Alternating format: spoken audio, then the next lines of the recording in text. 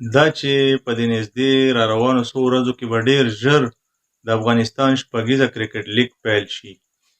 د دې لیګ په ټولو جزئیاتو او ځانګړنو به خبرې کوو.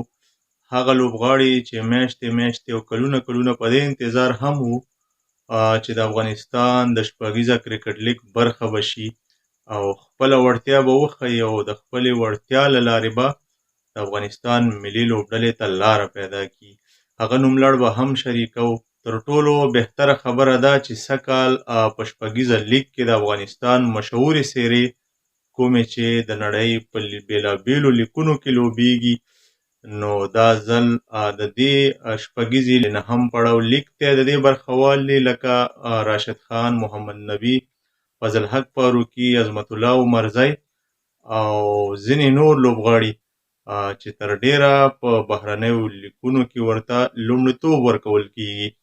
نو ښه خبره دا وه چې زموږ مشهور لوبغاړي دوی به تر ډېره مصروفه او تېرو لیګونو کې به دا خبره کوله چې موږ غواړو چې ځوانانو لوبغاړو ته په خپل ځای په شپږیزه لیګ کې برخه ورکړو او هغوی ګډونوال شي تر څو هغوی وړتیا وښیي او زموږ کورنی کرکټ پرې لا مضبوط شي. نو تاسې هم ما سره خپل نظر د شپږیزې کرکټ لیګ په اړه شریک کړئ.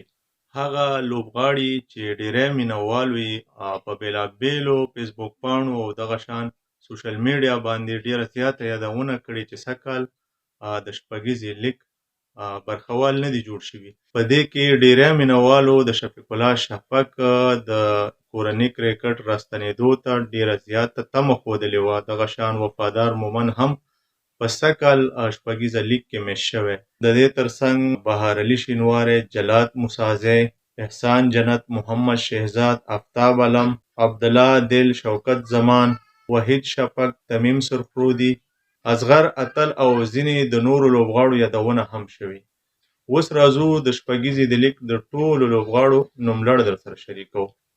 د سپین غر ټایګرز په لوبډله کې راشد خان کپتان دی، ورسره رحمان الله ګربز، حسن عیسی خیل، عمران میر، سمیع الله شینواری، بهیر شاه، الله نور، برکت الله، اکرام علي خیل، طارق ستانکزی، عصمت علم، ظهیر خان، وحید زدران، عرب ګل، یمین احمدزی، بلال سمیع، محمد ابراهیم او فریدون داودزی.